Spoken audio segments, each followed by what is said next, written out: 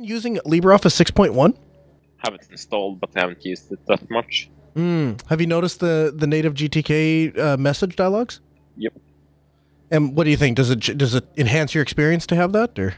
Not really. I don't use it that much. Yeah, it's kind of stuff that there's a couple of blog posts and there's some people talking about it, but honestly, it's like how many dialog boxes do you get in LibreOffice, and why is that such a concern? And like even on this article, there's people commenting even on the article itself, and I'm just is that a thing? Is that what we're worried about these days in the Linux community? Is the pop-ups of GTK dialogues, the things that ask me to save or not save? We're really glad that those use the native GTK theming. Is that a thing that we care about now? I'm just asking. Well, at least enough people did, or at least one person did, to make it happen. So, yeah, apparently. I suppose that's always one of those things, right? It's not quite a fallacy, but like always one of those things in open source where you can argue like, well, is that the best use of time? Does anyone really care? Would this have been voted on for something to actually try, putting energy to fix? But at the end of the day, people are going to fix whatever they do. And if we have nominally even better software at the end, it's probably a win. Yeah, I guess that's a good point, Wes. So I guess that is what keeps Linux kind of on the cutting edge, right? When we go to lay out a file system, we have the guy that knows more about file systems than anyone under the sun, and that's the guy who makes our file system. And Apple doesn't put a lot of money or stock into file systems because it's not a sexy product that they can put a bullet point before, right? So to a certain degree, I guess that's our competitive advantage, I guess. Yeah, it definitely can be. And I agree, like I hardly use LibreOffice, not that it's not great, just I thankfully don't have to use Office software that much. But I could see a future perhaps Chris review where we're lamenting the state of consistency on the Linux desktop, and that this little change would maybe prevent a future rant. Right. Yeah, definitely. In the case of protecting user data, dialogues like this are super important as well because users aren't typically very good at interacting with dialogues, and so removing any inconsistencies, giving them a clear path, things they can expect, like helps them get through the information. Okay, so elaborate on that a little bit. So you mean like, are you saying if yes is always on the right, and all of a sudden once it's on the on the left, then all of a sudden they inadvertently click? What exactly do you mean? Well, like in elementary, we have like some rules about dialogues as far as like never ever use yes and no labels, because then can be like really bad logic conflicts between the messaging in your dialogue and what your action buttons do. So you should have like an affirmative action that describes exactly what it does, and it should always be in the same position. And then directly to the left of that should always be cancel, which is your do nothing, so that users always have a safe way to back out of this and go, oh no, like I don't know what this dialogue even means. I don't want to do anything. Okay, interesting. So you're saying if I say erase disk, if that's all I'm asking, and I have a yes and a no, yes, I want to erase the disk, or yes, I want to leave the disk alone, and no, I don't want to touch the disk, or no, I want to erase. Am I picking up what you're saying, kind of? Right. Depending on the messaging in your dialogue, you could unintentionally be unclear to a user about what you're actually asking them to take a decision on. And then we even go further with using style classes that are available in GTK dialogues for where like a destructive action button is going to be styled red. Oh, yeah. Right? Okay, that makes sense. So I like that. And you have laid all of this out in some sort of a specification format, so anyone that is working on the elementary project knows, hey, this is the way we do it. Right, and I believe GNOME has the same human interface guidelines set up for how they expect alerts to work as well. Well, it's interesting you say that because I suppose to a certain degree that is what this whole GTK dialogue thing wraps around, I guess, huh? Is that the fact that GNOME has set out, here are the dialogues and this is the way we want it presented to the users, and then LibreOffice, up until now, I guess, is not calling those, and so the user is presented with a different experience. Yeah, and this is a big problem, I think, for cross-platform applications in general, because they have to cater to the different platform conventions of all the different platforms they're trying to ship on, and it makes it difficult for the end users to have a clear and consistent experience. So in your opinion, do you think that we should always let the operating system deal with the window decorations? Yeah, absolutely. I'm a huge proponent of totally native apps. Oh, okay, cool. So are you not on the Electron belt then? Oh, no. Really? No, not at all. Not Okay. for a second. I think Electron's like the worst thing to happen to desktop development. Really? It's like the antithesis of good design on the desktop. Now, if the only way to get more users on Linux was to offer them the software they want, and the only way that those manufacturers are going to bring them the software they want is through a common, you know, I guess, application frameworks like Electron, does that change your perspective at all? I don't know. I think that's kind of like a fallacious assumption because, you know, we hear from people that, oh, you know, users will only switch if we have the same apps as Windows, but that's not a compelling reason to switch. Like, why would anybody switch if they can just get the exact same stuff they already had? What makes Linux a killer, superior thing than just like an alternative is the things you can do on desktop Linux, the apps you can get, the tools you can get that you can't get on Windows.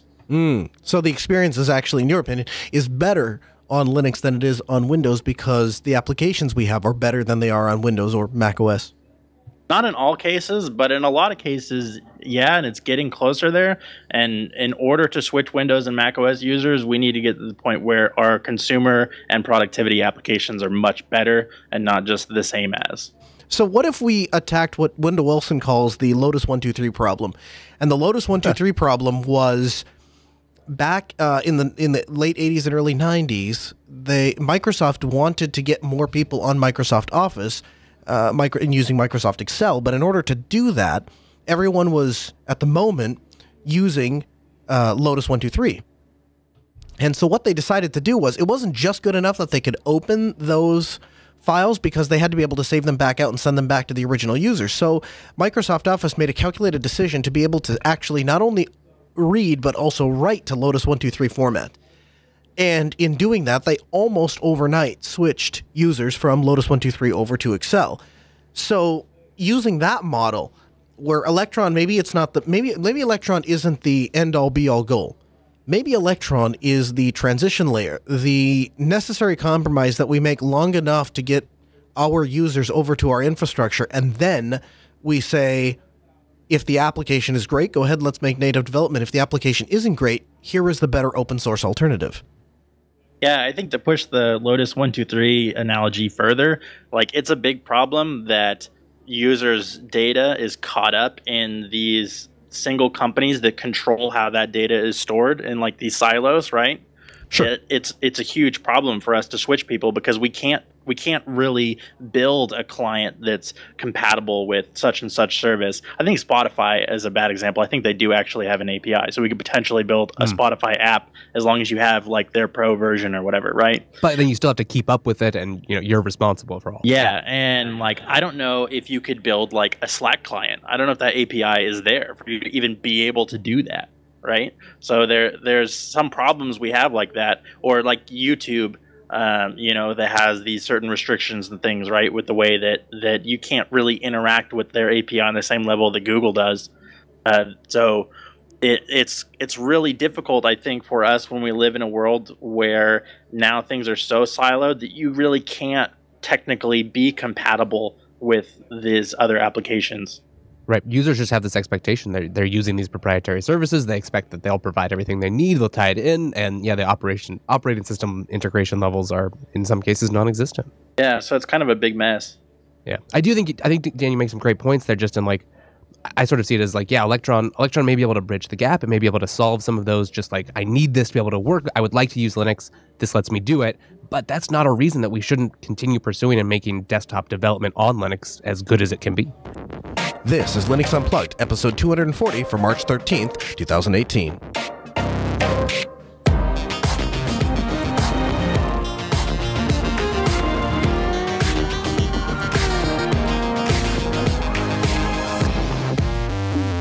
Welcome to Linux Unplugged, your weekly Linux talk show that's tracking its usual host as he heads back from Scale. My name is Noah. My name is Wes. Hey, Wes. Happy to be hosting with you again. Oh, yeah. We have an exciting show lined up.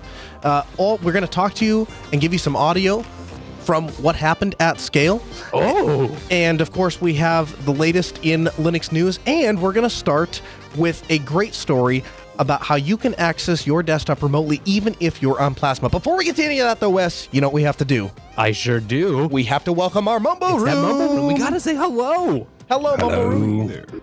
Hello. Happy 559 day. Good day to you. Welcome, welcome, welcome. How y'all doing?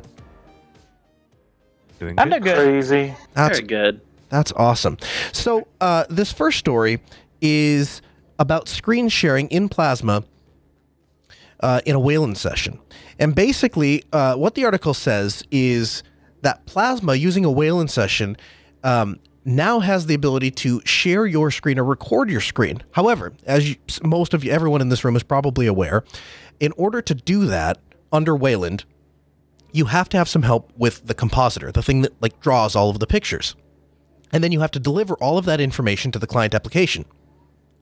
So in a perfect world, we would do that in such a way that all desktops talk in the same manner, which lessens that would make sense. Well, it just lessens the work for the developers, right? And luckily, GNOME is on the precipice of this with Pipewire. And basically, Pipewire, together with the support from Flatpak, means that they've created this API that applications can use to access screen content on Wayland sessions or in case they're running inside of a sandbox. And with the various implementation like XDG Desktop Portal-KDE or XDG Desktop-Portal.GTK, they just need to support one API and they can target both of those desktops, all desktops, really. Wow. Yeah, so the client needs to create between them this portal backend, and then the user will get a dialog on which screen they would like to share. Now, I did some more research on this aside from this article, and one of the revolutionary things that people are really, really excited about is, at the moment, OBS screen capture does not work under Wayland. Right. I've been bitten by that myself. Have you? Yeah, absolutely. We So- were doing the Gen 2 challenge right here on the show, and I was gonna use that, but it did we had to come up with some alternative setups. Okay, well, no more, Wes. No more. It's going to be solved because now, Yes. yeah, it's going to allow you to actually screen scrape and use OBS. Secondly, it is going to support multiple monitors. So that was my next question is, okay, fine, they have this Pipewire thing going. It's going to talk to all this backend stuff, but is it robust enough? Because I have 6 monitors in my computer downstairs, and I'm running Wayland, and I've run into some issues. So is it going to support? Yes, it supports multi-monitors. So you're not going to have any of those issues. Is anyone in the Mumble Room using multi-monitor support under Wayland? Is anyone using Wayland and tried to do any sort of screen capturing or run into problems? No, huh? 1, 2, 3, 4, 5, 6, 7, 8, 9 Linux users in this room, and nobody's using Wayland. Come on, guys. Well, I don't have a second monitor to go multi-monitor on, so there's that. Okay, single monitor though. Yeah, single monitor on a laptop. Okay, cool. Anybody using 0 monitors? At work, I yes, am in we several fine. places. Strictly yes at work. Well, so interestingly enough, I have machines that I actually do have 0 monitors on. In fact, the machine that I use for this very program is using 0 monitors, and I remote into it. But guess what? If that machine was running Wayland, it would actually cost me another $100 and some because I'd actually have to physically plug a monitor in because I wouldn't be able to remote into it. At least And not. the machines I use at work have no monitors. You can hook a monitor to them, but really it's made to be used with a web interface anyways, so there's that. Sure. I like this idea of, and I'm interested to get your take on this, Wes. I like this idea of using a common API for them to access the screen content. Oh yeah, definitely. I mean, that seems like a big win for everyone. I'm also really impressed that I feel like the first time we even talked about Pipewire wasn't that long ago. Right. Looking at the commit history, it's making great progress, and it's to the point where a diverse set of projects are looking at integrating with it and using it to provide these features. Yeah. It seems like it's not none of this is quite there yet, but this is like a huge one of the can Wayland really even work in practice? Right. Roadblocks that seems like it's going to get knocked down pretty soon. Yeah, I think that the development of Wayland alone has easily surpassed my expectations of how fast I thought it would gain adoption. And they rolled it out in I guess it would be 1710 and ran into some issues, and so they're going to fall back to Xorg by default in 1804. But having used 1710, it was way more pleasurable than I thought it was going to be. I mean, I really hit a lot less roadblocks than I thought. And so now to see them start to stack some of these newer, cooler things on top is really cool. And when we were at the Ubuntu Sprint in New York, I had a chance to interview one of the gentlemen that works on the Wayland project. And one of the things that he was saying was how they are repivoting Mir to be that interconnection part where you have a common thing for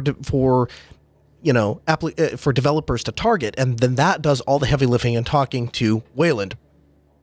And I think that's a really interesting way to not throw a bunch of work away, right? I think that's a really interesting way for Canonical to take a lot of the work that they're doing and saying, okay, the community doesn't accept this as a whole, so let's pivot on it and let's make this available. Because when you actually have the technical discussions between Mir and Wayland, Mir was a better choice from a technical perspective because it was less work for people to speak to it, because it was end to end. Whereas in Wayland, you have this middle compositor thing that's sitting there that you have to like kwin or mutter that has to sit in the middle in between. So when I start to see things like this and it supports Flatpak, I'd be interested. Does anyone know if this could be done with snaps instead of Flatpaks? Nobody knows. Okay, That's a good question. Yeah. Yeah, I'm just wondering because it seems like that would be if you're trying to find these common things for everything to talk to, it seems like in a large way snaps have much more market penetration than Flatpaks do. At least that's my perception of it. I see Canonical knocking doors down right and left saying, hey, Skype, would you package for snaps? Hey, this, would you package for snaps? Hey, that, would you And when I take all of those and I try to use them on distros that snaps were never necessarily designed to be used on, like Fedora, like Arch, they work fine. And not to say that Flatpaks don't work, but I find them to be much more cumbersome. Wes, have you played with both of them, and where do you fall down on this? I don't think I've ever asked. I'm still trying to watch a little bit. I definitely have used snaps, quite a bit more, and it seems like so far there's been more momentum on the third-party side, the vendored software side on snaps of, oh yeah, here's your application. It doesn't really fit into the distro model.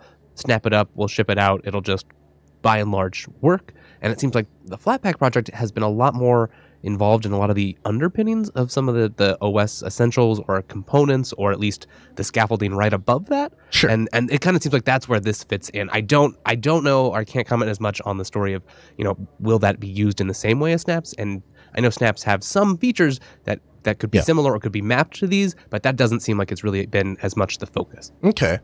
And I think part of it, obviously, I think a large part of it comes into the fact that Red Hat GNOME team are really heavy into Flatpaks, and so if they're going to, if they're leading the development or working heavily with the folks that are developing Pipewire, then obviously the natural choice of a quote unquote universal package manager that is now getting segmented into multiple, if you're a universal installer, is Flatpak. I think there's an obvious reason that we have landed on that. But as long as both systems can be supported on a large number of operating systems, then it may be good enough to work. It's certainly not ideal, but we rarely get to ideal here in the open source world. Yeah. The other thing, Wes, I'd be interested in digging in a little bit is why certain things work and certain things don't. So I'll give you an example. X2Go obviously doesn't work, and I think that's pretty obvious. X2Go requires some sort of implementation of X. And so if you don't have X2Go, X2Go doesn't work. But there are other things that don't work. I have had trouble with VNC in Wayland sessions. I have had trouble with TeamViewer in Wayland sessions. I haven't tried the latest version of TeamViewer, but last version of TeamViewer, when I tried it on a Wayland session, it would just show a black screen. I could see the mouse moving around, but I couldn't actually see anything. Oh, well, that's almost what you want. Almost. Very close. I couldn't click on anything either, which was even further away. You just get to watch the mouse. Right. But the nice thing is, at least so far, at the moment, every distribution that has Wayland, you can pretty easily fall back to X. and then that allows me to fix it, which is how I know that those specific issues were related to Wayland. So though, and then like we spoke about, OBS has that problem. You know what doesn't have that problem? Simple Help. Really? And I don't know exactly what they're doing. I know it's a Java thing, but it works on both Xorg and it works on Wayland. I wonder if they've updated it for Wayland explicitly? I'm not sure, but either they have and they're one of the most forward-thinking companies ever, or the way that they have implemented it, the way that they're grabbing the screen, doesn't rely on the traditional display model, because it's worked longer than things have been making noise about Wayland shipping by default. I want to say it was even working before Fedora shipped Wayland by default, but I can't quite remember back that far, so I'm not sure which one came first. All I know is I've never had a box that I couldn't connect to. That's awesome. Yeah, I mean, that's probably all you care about from your perspective. Yeah, well, for the most part. Anyway, Mumble Room, we all think this is a pretty cool thing? I think it is. Yeah. I think the API thing is my favorite part of all, because I think the API thing sends a message to everyone that we as a Linux community are working together for once and working towards a common goal. Because if there's one thing I get frustrated with Linux users about, it seems like every time there is a way for us to fragment on something, or there's a way for us to take different camps, we do that. And so the fact that we're targeting this common API, and we have XDG Desktop Portal KDE and XDG Desktop Portal GTK, I think that's really cool. Yeah, right. If we can do this right, and there's been so much promise, we have this new technology, we're finally at a point where it's almost ready to be in our hands, and maybe it works for the, like, if all you do is just, you sit on your laptop, you browse the web, you use a terminal. Wayland's pretty much already there. And so now we're like reaching the points of, you have a little more, more complicated use cases. You're trying to do content creation. So as that bubble grows and grows, it's great to see this actually being picked up everywhere. So it's interesting you bring up content creation, because last week, obviously, we were at Scale. Right. And so we're sitting there, and I was doing the Ask Noah show live from the show floor. And the process to actually put us on the air requires me to be simultaneously 2,700 miles apart. I have to be in the JB1 studio outside of Seattle, and I need to be able to stop the streaming there. And then I have to magically teleport myself over to Grand Forks and start my streaming there. On top of all that, after I've actually streamed out, then I have to establish a connection to myself from the show floor back to my studio. And so to do that, I was using a remote Simple Help. I was using Simple Help to connect back to and turn these off and on. And one of the things that was absolutely invaluable was the fact that I had my Ting hotspot. And if you go to ting.com and use the promo code Linux, you too could have a Ting hotspot. And what's great about the Ting hotspot, it's a dedicated device for using the internet. Now, why is that important? Because there's people out there, and they'll say, well, no, I have my cell phone. I toggle the cell phone Wi-Fi, or toggle the hotspot on. There we go. I have it, right? There were numerous times where I had to get up, and I was running to the bathroom, or I had to run grab a piece of equipment, or I had to run grab a bag, and I couldn't afford to not be without my communication device, particularly because that particular dad forgot my badge. And so I was using Chris. I was saying, hey, Chris, can you come let me in? Can you come get me in? Whatever, right? So I wanted to have two separate devices. Well, if I had gone to, whatever big box carrier and said, I want two devices, they're going to say, well, it's a $25 plan or to add on. And then you got to pay the device fee. And then we don't sell you the device. We rent it to you at some insane cost. And so, it's probably by the time you get done with the thing, it's probably $55. With Ting, you only pay for what you use. So it's just $6 a month, and you pay for your usage on top of that. What gets better is once you buy that particular bucket and I start filling up minutes, and I've used 51 minutes, if I have 4 phones, I'm only paying that $6 per line for those 4 phones. And if all 4 phones stay under 100 minutes, we're great. And if we go over 101, that's fine. We can share that next bucket with everyone. But I'm never paying for more than what I use. And that meant that days like Scale, yeah, I did. I used a little bit more data. I needed a little bit more data because I needed to be able to stream. But you know what? Months like this month, where I'm going to be in Grand Forks the majority of the month, I'll barely use any. And next month, when we do Linux Fest Northwest, which is the last weekend in April, so if any of you can make it, you should, You'll see me there with my Ting hotspot, with my Ting phone, and I carry spare Ting cards inside of my briefcase. So if anyone wants to try Ting, I'll even give you a Ting SIM, so you don't have to buy the Ting SIM. You can just put it in your phone. Now, no, how can you afford to do that? Because it doesn't cost that much. The Ting SIMs, you can buy them on sale. I think they're like $4 or $5. I activate Ting SIMs and give them to people. I say, use it for a month. I don't even care. That's how cheap it is. In fact, I was redoing my password manager and I didn't have my Ting account, and I'm like, I'll just wait till the end of the month and then I'll turn it off. Why? Because it doesn't matter. Because it's cheap. It's cheap, great service that works really, really well, and we can use it to do broadcast level recording and production right off of your T-Mobile network or the CDMA Sprint network. They're MVNOs of both. So head over to ting.com and use the promo code Linux and get $25 off your first month of service or your first device. And a huge thanks to Ting for sponsoring the Linux Unplugged program. All right, guys, I want to talk about Ubuntu MATE. Ubuntu MATE 18.04 Beta 1 has been released. What do you say? Oh boy, I haven't even gotten to the story yet. Ubuntu MATE 18.04 I'm Beta. testing it right now. Okay. Beta 1 has been released. They are preparing for the distribution on April 26th. With this beta pre-release, you can see what they're trying out in preparation for the next stable release. Now, the website gives a little bit of details on the kind of user that might want to try the beta release, and they give some examples of the kind of people who might not want to try the beta release. But some of the things that stand out right off the bat: DPI, auto detection, and auto scaling. Now, that is huge. And let me tell you, as a person who had to sit next to another guy that was setting up his laptop on a 4K display that did not have that particular feature, it's real frustrating. Because what happens is you can't read anything, and the windows take up some annoyingly weird proportion amount of the screen. So you get this window that takes up like 15 pixels by 15 pixels, and it's like, I have 4,000 pixels for you to choose from, and you're cornering yourself to the fact that I can see 3 of my available 15 options.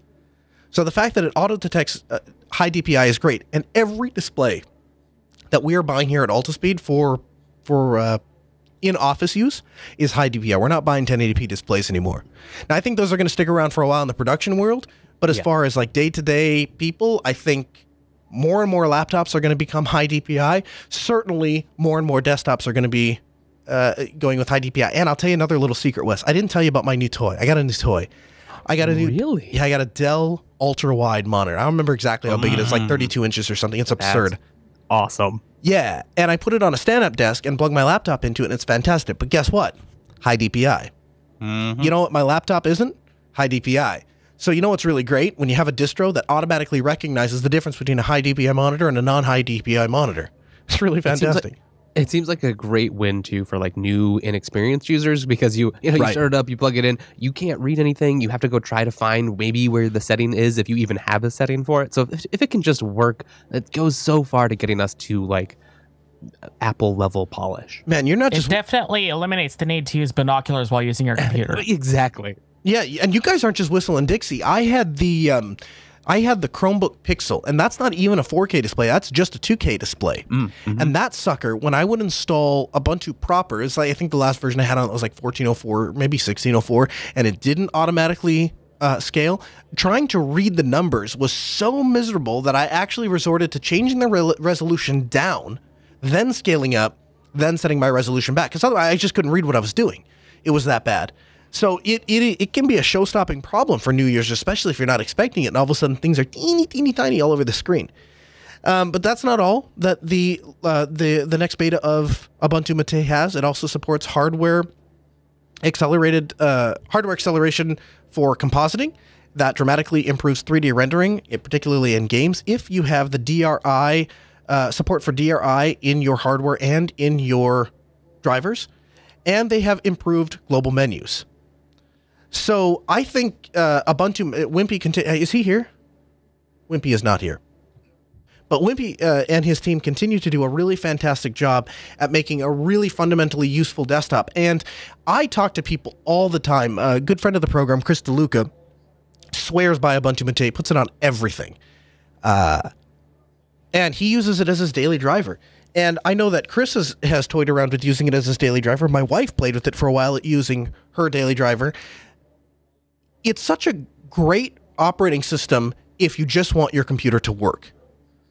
And I think these new features, the fact that they are looking at hardware acceleration, the fact that they are looking at global menus, the fact that they are looking at high DPI, I think all of these things lend itself to being really, really comforting and welcoming to new users. So the person I go to, Wes, I don't know how closely you follow Chris's fiance, Hadia. Oh, yeah. So she owns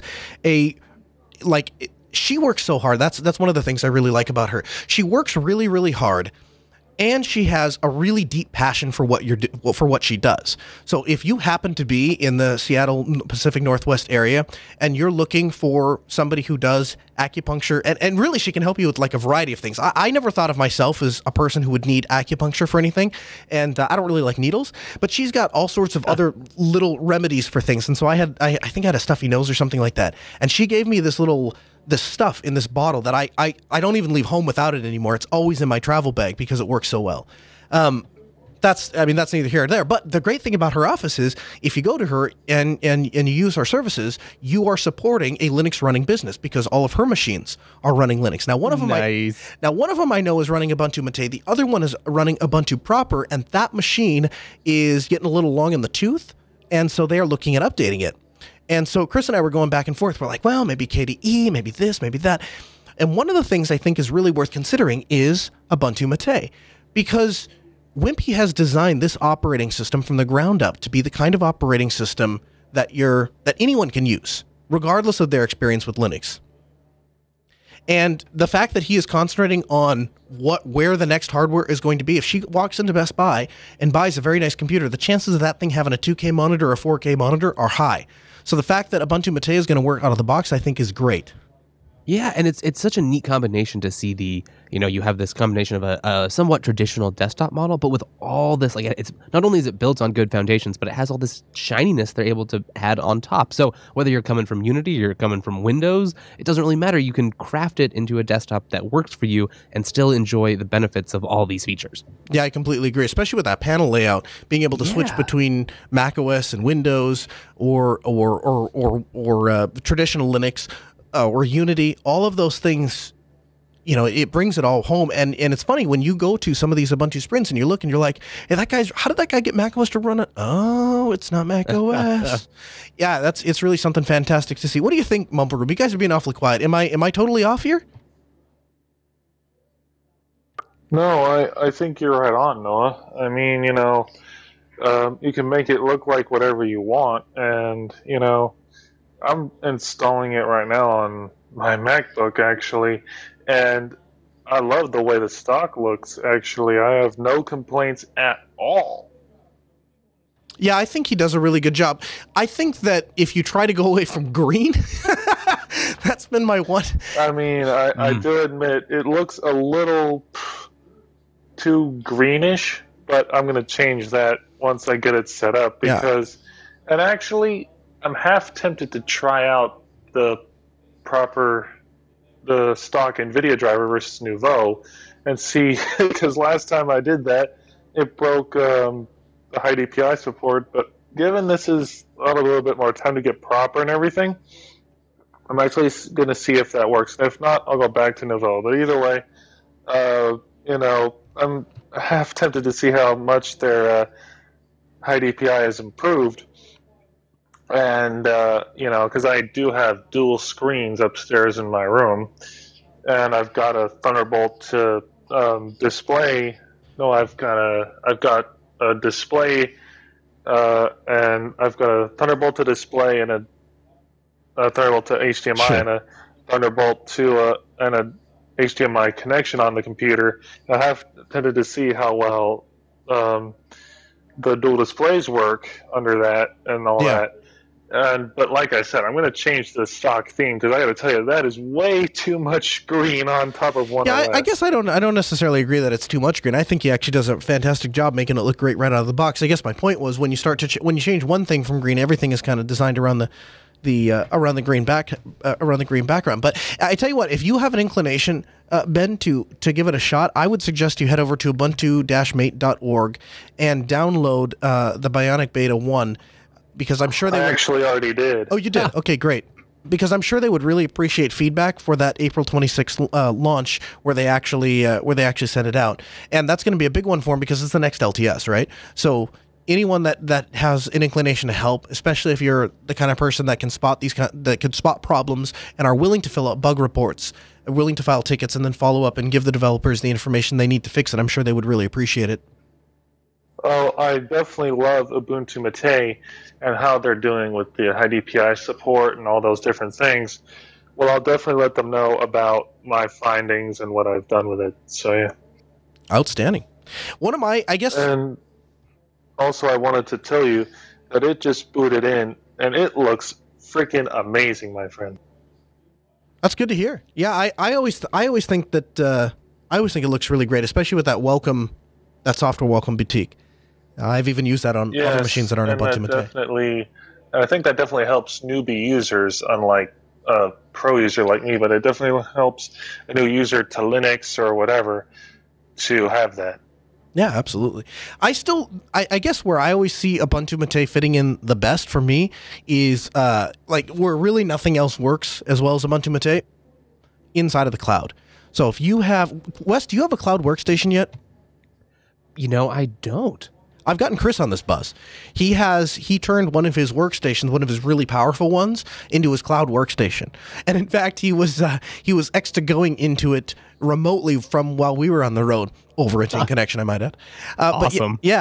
But that's where I think Ubuntu MATE really shines is in stuff like that, because it is so low resource, because it works so well with older hardware. It means you can really drag out the life in some of your older systems. So we have a machine that sits out right by our back door as our technicians come in and leave, and they check in and out and check tickets and whatnot. That's running on a P4, on a Pentium 4. Really? Yeah, Lenovo on a P4. Woo. I'll send anyone a picture that doesn't believe me.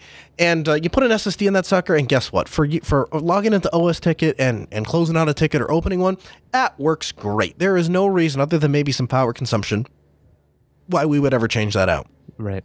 And I have a Raspberry Pi here that runs the studio clock and the on-air lights and all of that. And that's running Ubuntu MATE as well. I really like it. Overall, the one place that I still will take Ubuntu MATE over every other desktop every single time is on cloud workstations. When I need a desktop environment that has to run in the cloud and I have to connect to it remotely over X2Go or whatever it is, I use Ubuntu MATE. And there's no place I'd rather store my cloud infrastructure than on DigitalOcean. And if you go to DigitalOcean and use the code DOUnplug, they're going to give you $10 credit, which you can use to get one $10 rig, or you can do what I do and get two $5 rigs for free for 1 month. Now, that'll give you a chance to try it, or I suppose you could even use the $10 credit and get one $5 rig and run it for 2 months. And the $5 rigs are enough to run a cloud-based workstation. So visit DigitalOcean.com and use the code DOUnplugged and get $10 credit towards your first Linux server, or if you're like me, use two of the $5 servers, and you can actually drag that promo code out. You can actually get more bang for your buck. And there's a number of HA droplets up in the cloud, and they have a ton of nice features like monitoring and stuff to make that even better. They do. And the other thing they have, Wes, that I really like is their API, the ability to tie those servers and the control of those servers into a number of other things. Now, we talk a lot on this show, you and Chris do, and on the rest of the network, talk a lot about being able to tie that into the IRC. What we don't talk a lot about is the mobile apps. Right? And again, this is where DigitalOcean sets itself apart from the competition. If you take, for example, Amazon or any of the competitors, right? There's an advantage, an inherent advantage of being able to pull my phone out and restart my server right from my phone. And there's an inherent advantage of being able to deploy and destroy those servers right from my phone. And if you listen to the Ask Noah show and you check out an interview that is coming up later today with Yubico, we can show you how you can actually tie this hardware-based device into your DigitalOcean account. So that is so exciting. So that when you install a new server, Wes, you never have to worry about getting these passwords emailed to you. You never have to worry about uploading your key. All of that stuff happens automatically And you can do that, and you can try it for free. If you're like, I'm not sure if that's for me, try it. Do Unplugged. Use that code, DigitalOcean.com. And a huge thanks to DigitalOcean for sponsoring the Linux Unplugged program. All right, so one of the things that seems to be getting a lot of discussion this week is the Ubuntu 1804 GTK theme. Now, Ubuntu has looked roughly the same since, for years, I think, since probably right around 1204. And they've had this traditional orange theme that when you sit down to this Ubuntu box, you know it's an Ubuntu box over a Windows box or Windows box, right? And I've always kind of said, like, if it looks blue, it might be Windows. If it looks orange, it might be Ubuntu. And if it looks ugly, it's probably a Mac. You see it, in a window in some building somewhere, and you're like, that's probably Ubuntu. Right.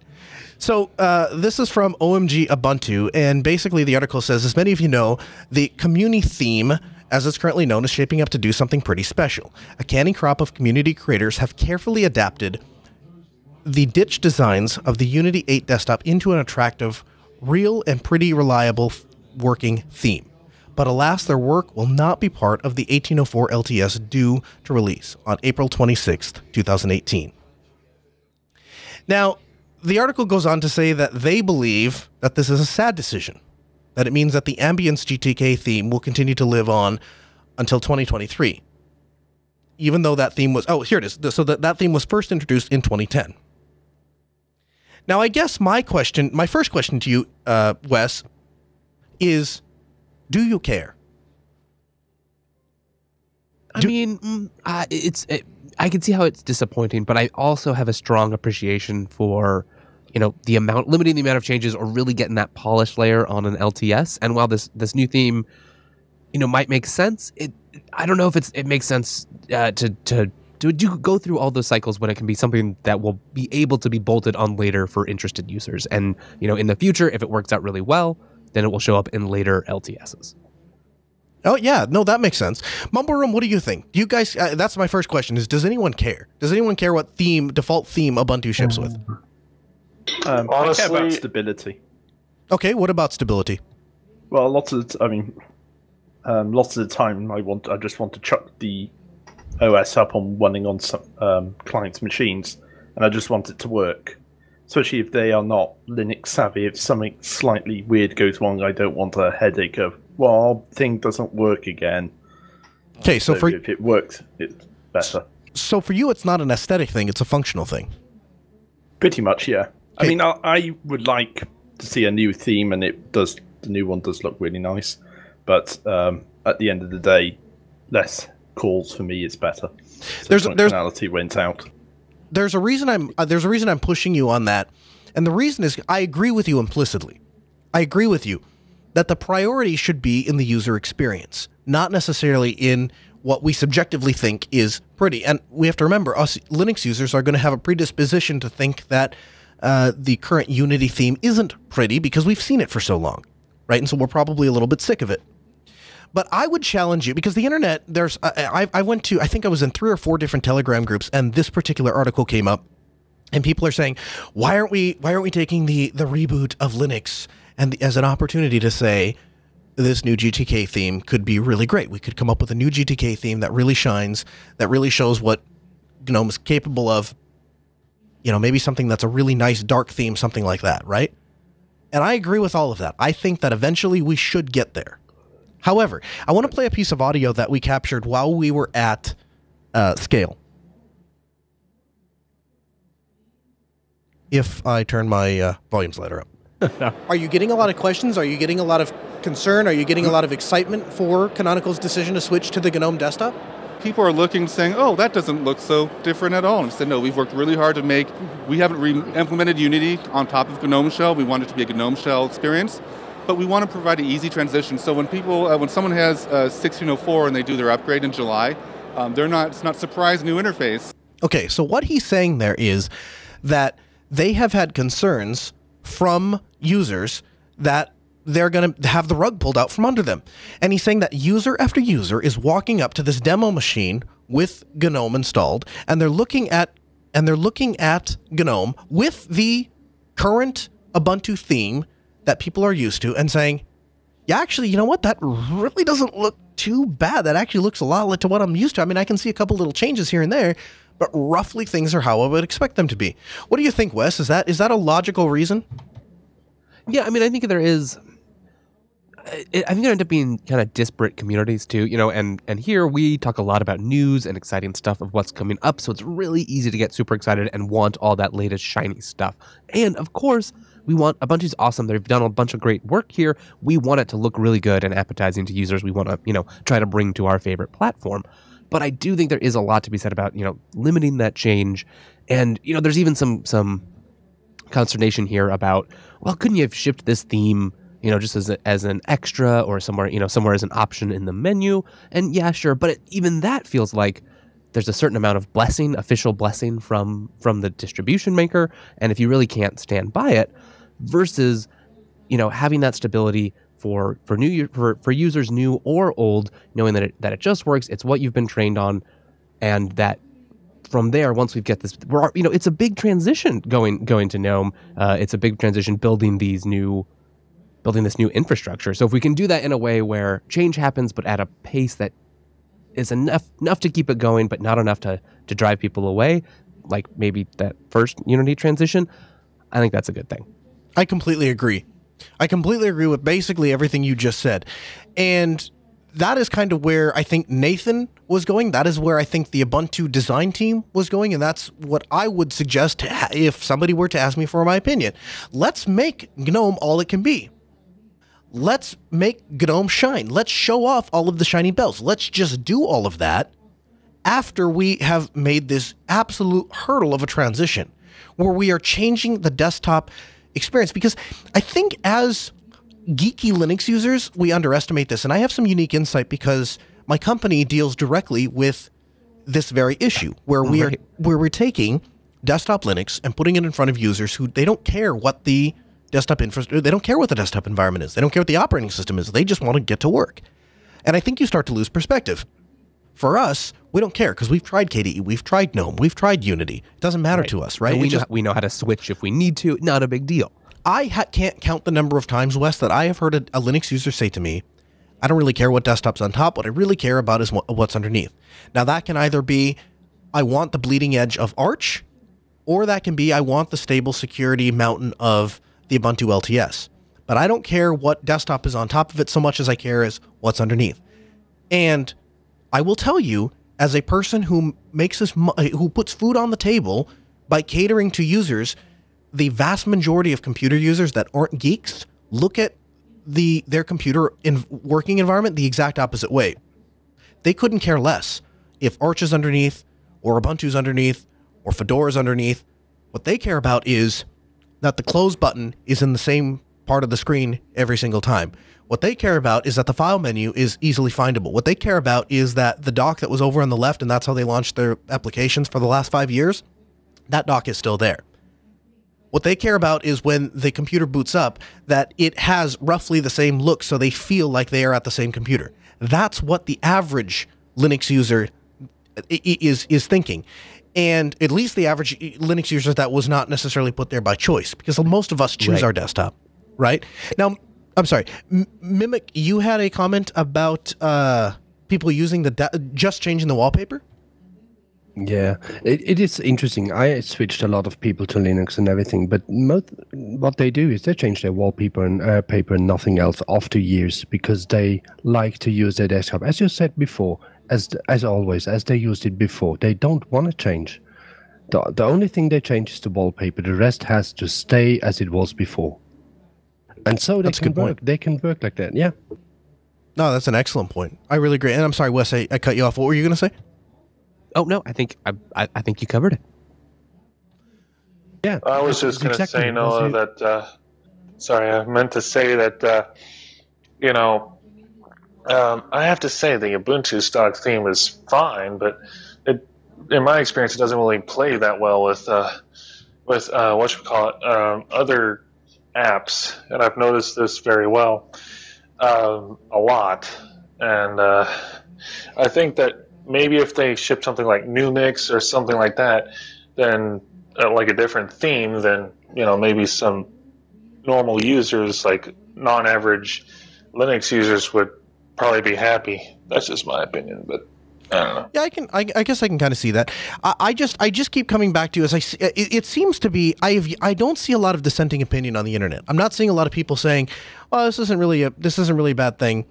This is fine." And I'm not seeing a lot of people saying it's a theme I don't really care. If I didn't like it, I'd change it.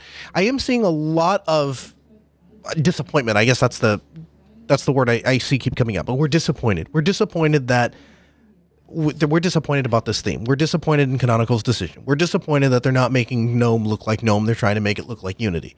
And you heard it in the clip. Nathan said himself, we are not trying to reinvent Unity on top of GNOME. We want GNOME to be GNOME. We just want people that have been using Unity for the last 10 years to not feel totally lost on their computer when they click an update button and everything moves. Literally, the entire interface that the user talks to is going to get ripped out from under them and replaced with a different one.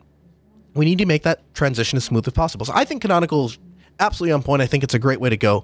And it seems to me it speaks a little bit to like, it's, Canonical's doing a lot, especially if you're going to compare it with something like, with Mac OS X.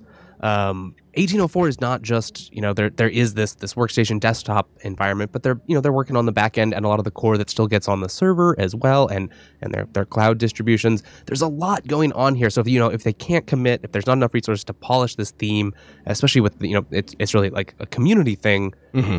That ties into it too, and we're really, we want it to shine on every platform that we're going to do it on. Sometimes that means things just take a little longer. Yeah, and I don't want to get too sidetracked, and I'd rather concentrate on what we're doing right instead of what they're doing wrong, kind of a thing. However, I will say this, since you bring up Mac OS, Apple users are perfectly okay with their desktop staying basically the same for 45 years. I mean, Apple has not really significantly changed the desktop layout. I mean, I've still got the little Apple. I still have the file menu up top. I still have the, little things have changed. There's less brushed metal now, but okay. Yeah, right. But yeah, no, I feel like there is something to be said about familiarity and stability. And you see this in all sorts of places, right? Like, one of the reasons that I always stay at a particular hotel brand is because I know where the beds are. I'm used to the paintings on the wall. I know where the bathrooms are. Everything's kind of laid out in the same way. And anybody that travels a lot for a living, and I became particularly aware of this because I was just in LA, and one of the things I enjoyed was we went to Target, and I kind of had a rough idea of the layout of the store. We were able to find the things, except for a towel, that we needed, because they're roughly laid out the same way that they're laid out in Grand Forks, or Seattle, or New York. And I think that kind of familiarity is sometimes taken for granted. So, for all of those reasons and everything we just discussed, I think Canonical's making a great decision. Dan brought up a pretty good point in Discord, and I guess we could let him chime in on that if he's there. Sure. Hey, Dan. Yeah, I think something a lot of people don't realize is that, like, back in the old days when we had, like, GTK 2, we had themes. And the thing was that themes were super limited. You could change some colors, you could change a little bit of styles, you could change like some very surface things, but it was super constrained.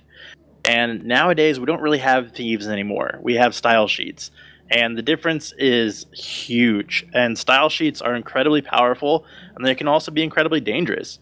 If you went to any random website and you copied their CSS style sheet and tried to apply it to a different website, it just wouldn't work. Yeah. You would think that was insane. Like, you would never expect that to be a thing.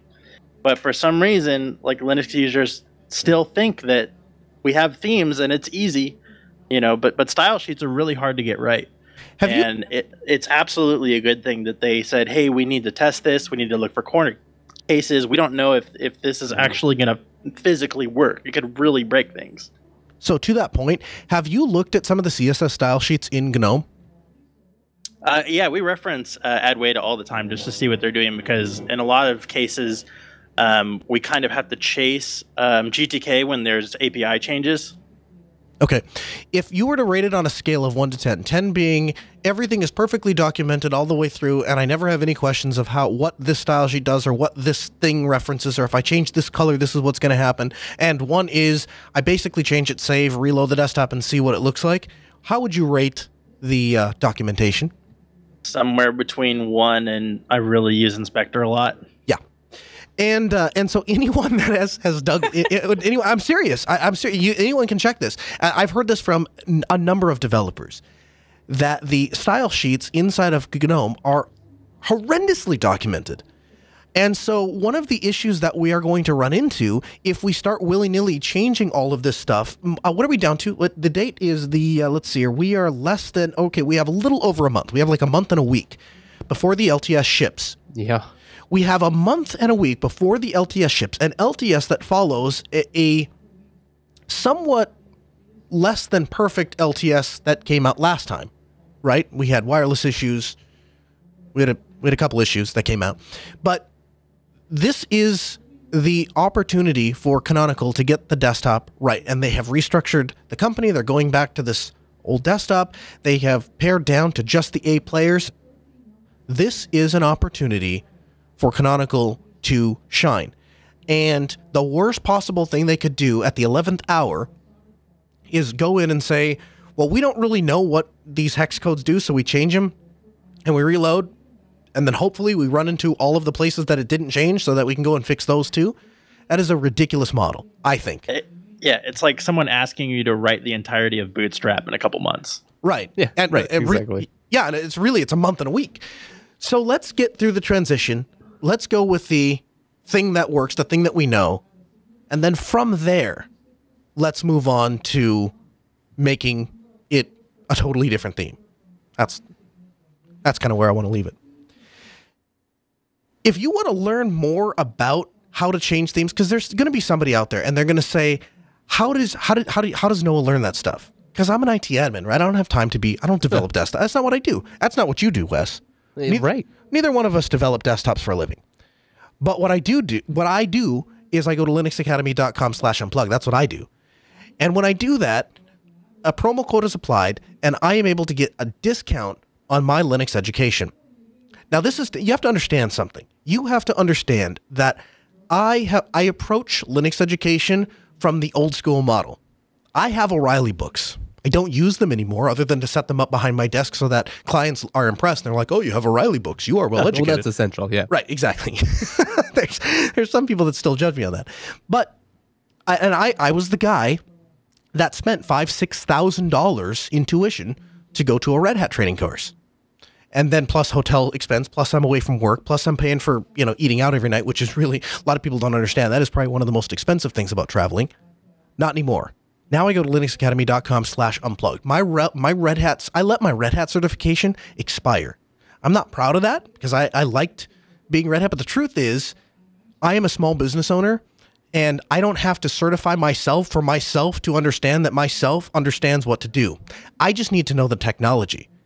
And with Linux Academy, I'm able to do that. I was able to learn everything I needed to know to get my clients up to speed on RHEL 7. And again, this is coming from somebody who paid for the course in RHEL 6, and I don't feel like I got anything more out of the actual Red Hat course for the thousands and thousands of dollars I spent than the discounted course that I got from linuxacademy.com/unplugged. And here's why.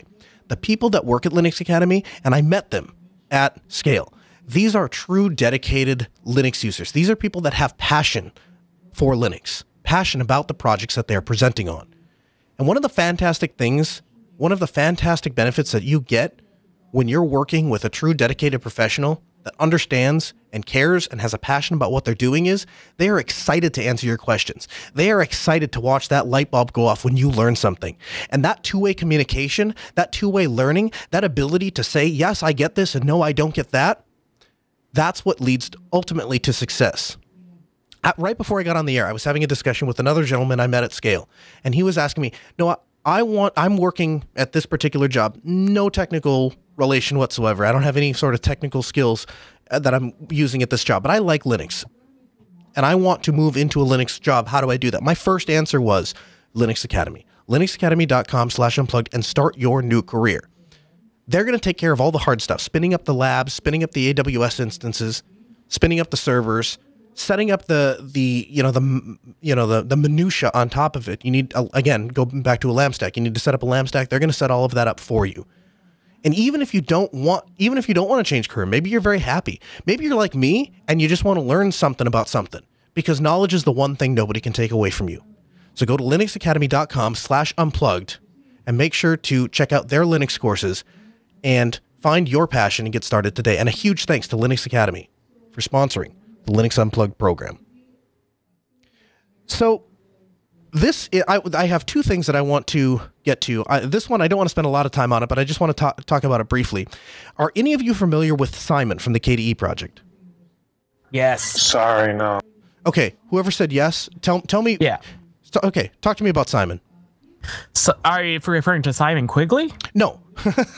Okay. No, okay. Then I don't have any idea what you're talking about. This is almost as cool as Simon Quigley. It's not quite as cool as Simon Quigley, but it's very close. Simon is an open source speech recognition program that replaces your mouse and keyboard. And the system is designed to work with any language or dialect. Now, here's why it was so excited when I first saw this. I get people all the time that write into the Ask Noah show and they'll say, I have a hearing impairment. I have a visual impairment. I have a speech impairment. I know for a fact I have one listener that has all three. And accessibility on Linux is usually is something that I would have not thought a lot of developers had a lot of time for. I would have thought we had bigger fish to fry, bigger fires to put out. But it turns out there's some really passionate people that are working on these accessibility options. And what this does is it legitimately enables us to switch people to Linux. So I'm over at kde.org, and you can it's simon.kde.org, and you can click on for a short demo. I don't have any way to show that to you, but the screenshots look absolutely fantastic, and I have reached out to one of the viewers of our shows, a listener of our shows, that I know for a fact would really benefit from this, and I'm hoping that he can get back to us with a more in-depth review from somebody who actually relies on tools like this to use his computer. Because I would feel a little weird trying to give you my opinion about an accessibility tool that I don't really have a use for, I don't really have a need for, and I wouldn't really notice if it was, I mean, if these tools don't work for him, he can't use his computer. If they don't work for me, I just go, well, that didn't quite get it, but I just typed it anyway, you know? So simon.kde.org, I'd check that out and see what you think. And yeah, I'm not ragging on Simon Quigley, he's a great guy, but as far as I know, having a Simon Quigley in your computer will not aid you in your... It just doesn't scale the same way. He might be able to type some things for you, for just you, but he can't help everyone. Yeah, he's not replicatable. That's what it is. Exactly. You can't rsync him. It does seem really important for us to have this sort of technology, though, especially if we want to be, the open source operating system for the masses. We talk a lot about that with things like LibreOffice and others, but if we can't reach, all kinds of people, it's just not as good. It goes back to what we were talking about in the pre-show, really. We have to have we can't just have the same apps that exist on Windows and Mac OS. We have to have better apps. We have to have more accessibility. We need to be able to say to the person who's struggling with accessibility features, this is why you should use Linux, because it's so more flexible. It's so much more accommodating of your disability. Exactly. That's great. So we'll go ahead. I actually met the lead developer once in Berlin at the Desktop Summit years ago. Oh, no kidding. It's from Austria. It's a project from an Austrian university. The problem is, at the time it was very difficult to install because you have a lot of underlying technologies, open source technologies, so you have a lot of dependencies and everything. So I guess by now the installation process is better, but at the time it was very difficult. Yeah, it looks like it's pretty straightforward. I haven't played with it myself, mostly because I don't think I could do this justice as a review. But that's interesting that you spoke to the developer. So does he have a passion for helping people with disabilities, or does he have a passion for making Linux more accessible, I would assume? Well, it started as a university project for him, and then they had a group around with a professor that was interested in that kind of technologies. And so they developed, they started, and they're also successful, it seems. Excellent. That is so encouraging to hear. And I'm really happy that there are people out there that are working on projects like that. And I think that it really goes to speak to the Linux community as a whole and how we come together and work together. I think that's a really cool message. So we'll keep an eye on that. And again, if the gentleman is willing to share his experience, we'll have him participate in Linux Unplugged. Otherwise, we'll play with it a little bit and let you know. So it's not, I don't want to spend a lot of time on it, but just take a look at it and see what you think, and be thankful that there are people that are working on things, even if they don't affect a large, proportionally anyway speaking, a large number of users. Wes, you sent me one of the coolest articles I've read today, and this comes to us from Hackaday, and it is about ThinkPad culture. Now, let me I have to go in a little bit to ThinkPad culture before we can talk about this article. Yes, there's some background and context. A little bit of background. So ThinkPad, back in the day, back when it was owned by IBM, was largely regarded as the best business laptop out there. And then they sold to Lenovo, and most would argue that the quality of the laptop didn't go down, but the quality of customer service would go down. I worked with a gentleman who literally had a semi-truck come pick up a entire office load of ThinkPads. This is back when they were owned by IBM, because they were having some small, minute little issue, and that's just not how IBM operated back in the day. They wanted to make sure that you had a Class A computer you were paying for, and they were going to make sure you got it. My first computer was a ThinkPad, and I've used them, really ever since. But basically, a couple of years ago, they retooled the ThinkPad, and they made a number of changes. Prior to the changes, the ThinkPad had everything was built around functionality.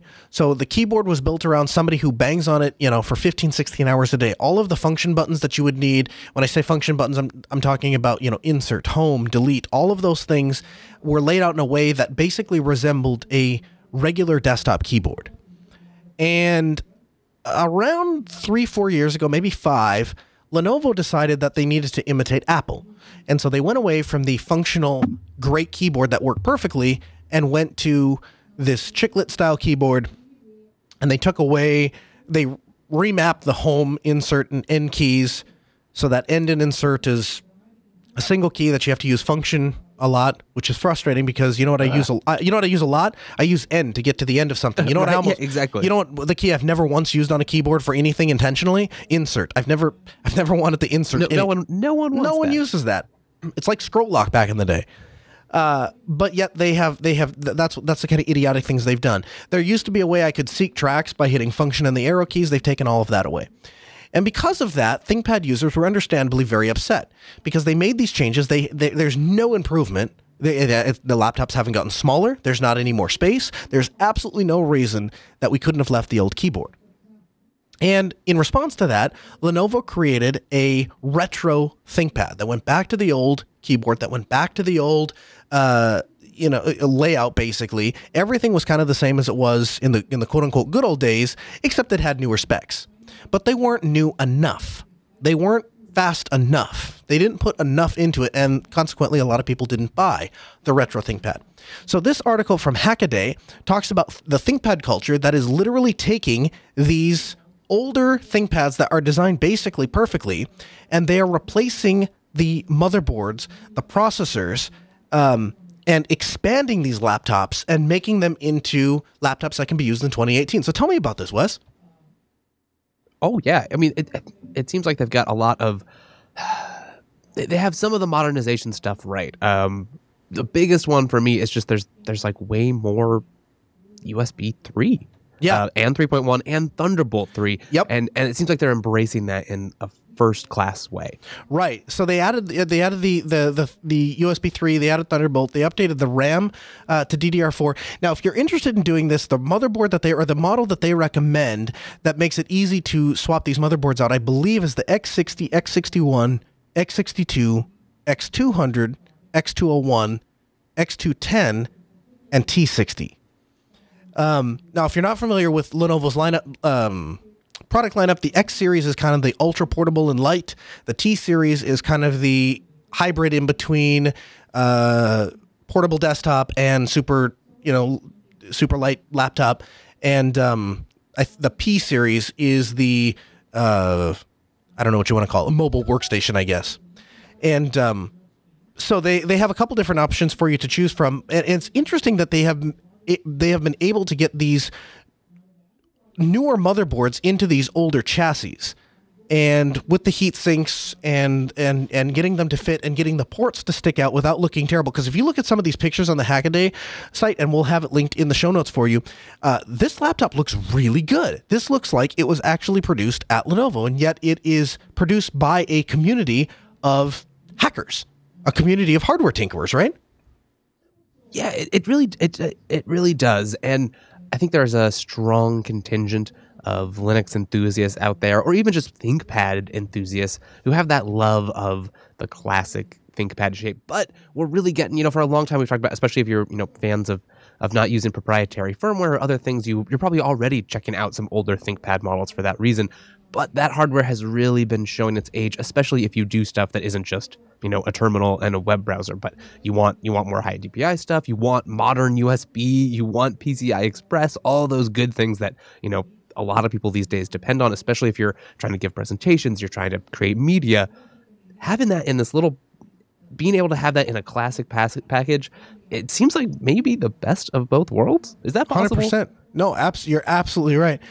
Mumble Room, is anyone else in here using a ThinkPad? Oh, I wish. Yes. Mimic, I have a 230. You have a 230. Okay, so the 230. I love that guy. So the 230, if I'm not mistaken, is the last ThinkPad that was produced from the X series before they switched to the new layout. Is that correct? Nope. It was the 220 was the last. The 230 is the first that has the new layout. Okay. All right. So you have the... But I loved... the keyboard is not bad. As I didn't know the layout before, for me it was no problem. Did you... well, yeah, that does explain a lot. So you never used the old ThinkPad layout? Nope. Okay. I bought one X220 for my sister afterwards, and she's loving it. But I never used the page down, page up keys that you have on the old IBM layout. Yeah, and it's not so much that I use the page up, the page down. It's really not even one particular key that I used a lot. I guess what bothered me was we didn't have any meaningful gains by getting rid of that stuff. Well, as I said, as I didn't use the ThinkPad before, sure. I cannot really see the difference. Yeah, sure. But as far your 230 though, you're happy with it? It's worked very well? I assume you have Linux on it? This is a solid horse. I use it every day. And you have Linux on it? Oh, certainly. Yeah. I have a dual boot, and you have these slots. You have an M2 slot in it, so you can add a different an SSD in it, and still have a normal slot for another hard disk. Mm-hmm. So you can do whatever you want.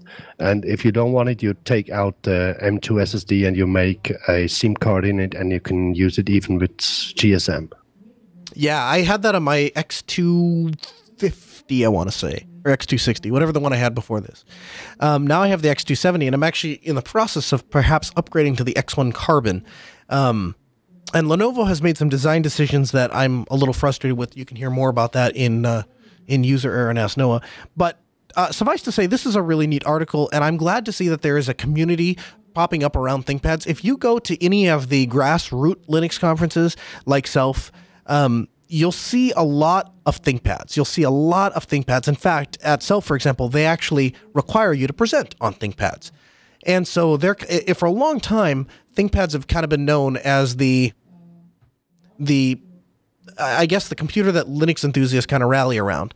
And that is where Red Hat has chosen to purchase all of their computers, and now Google, I understand, is actually purchasing X1 Carbons for their employees and putting Linux on them. So it's a really good choice, and that's not to demean Dell. Of course, Dell makes really excellent computers. If you want the XPS, it's a fantastic developer's machine. In fact, I think that's going to be my wife's next computer. My dad purchased one; he's been very happy with it. That's not to demean System 76. They make great machines too. It's just that Lenovo because of my roots, I guess, Lenovo has a special place in my heart. So to see a kind of community pop up around it, I think that's really cool. And the fact that I have a passion for older hardware too.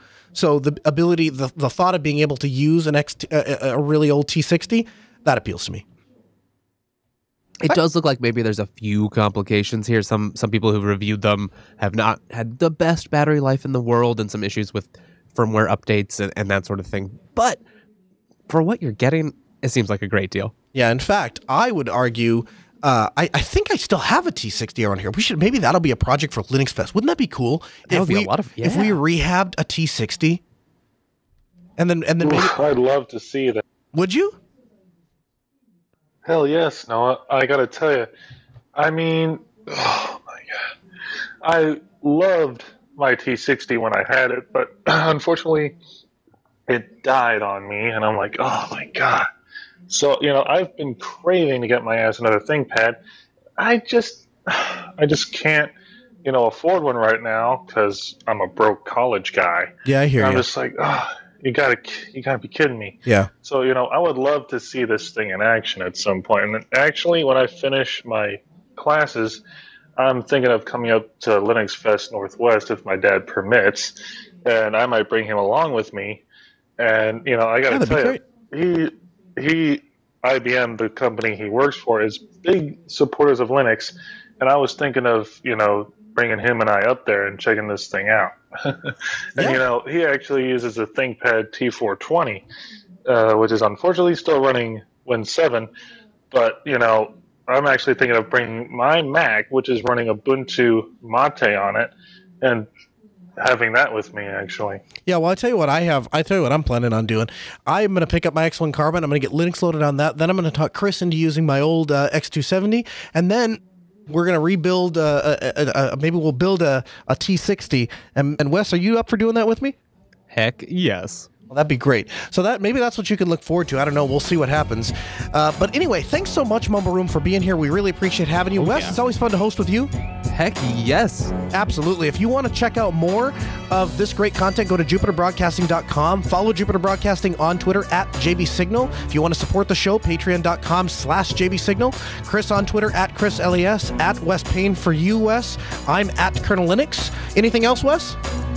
Go check out the TextNet program. We should have some exciting new episodes coming real soon. And of course, stay tuned for Ask Noah. And we'll see you next Tuesday.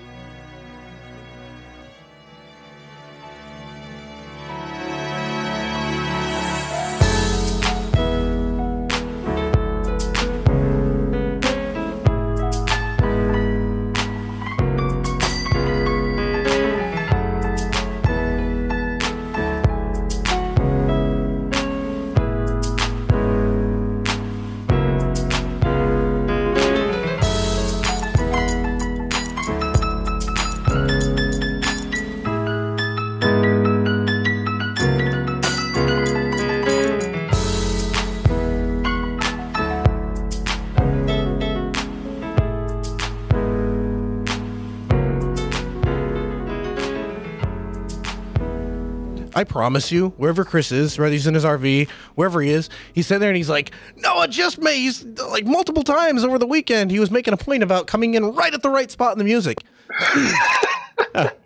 and then that's the problem with guest hosting is I don't know the music well enough to know right where that spot is. Perfect spot. Yeah, right. I didn't quite milk the sweet spot, but oh well. Whereas I see Chris, you just hit play and he'll start jumping into it.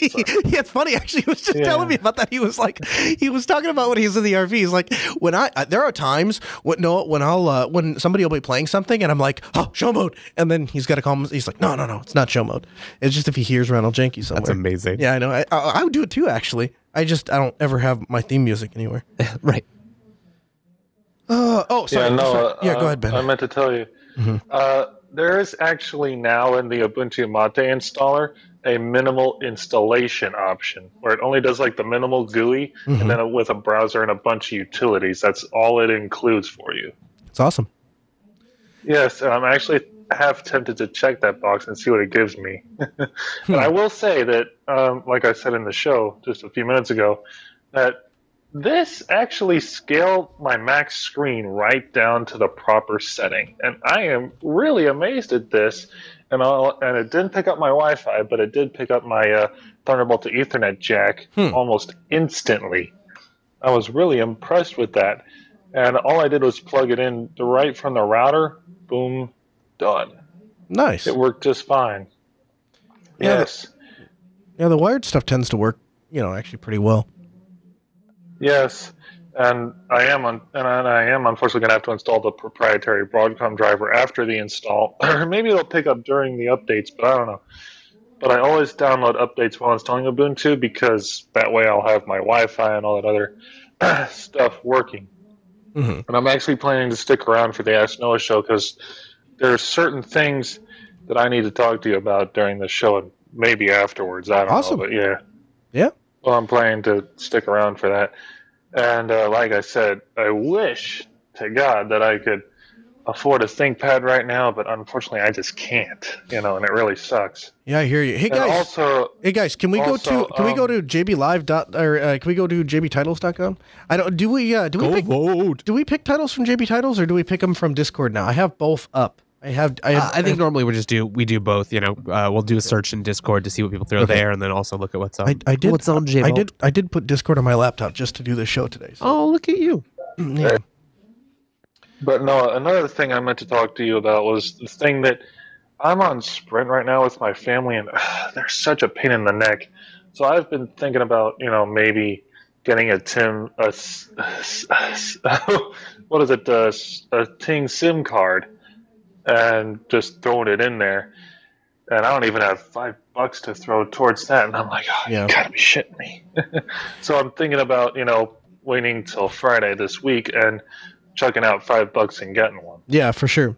Now, Ben, you're just to try it out. Yeah, you're more than welcome to call into the Ask Noah show, but just make sure to keep it family friendly. I will, and I forgot to do that during whatchamacallit on LUP. Sorry. Oh, LUP doesn't matter. LUP. Well, I mean, I suppose they should. I know Chris does a lot. I suppose it should. I suppose they should have we should probably always try to be family friendly, but it doesn't. The thing is, LUP. The only thing you have to worry about is you just have to not offend Chris or the audience to the point that Chris gets upset. That's really all you have to do. My show, you say a bad word, I get a $10,000 fine. So don't do that.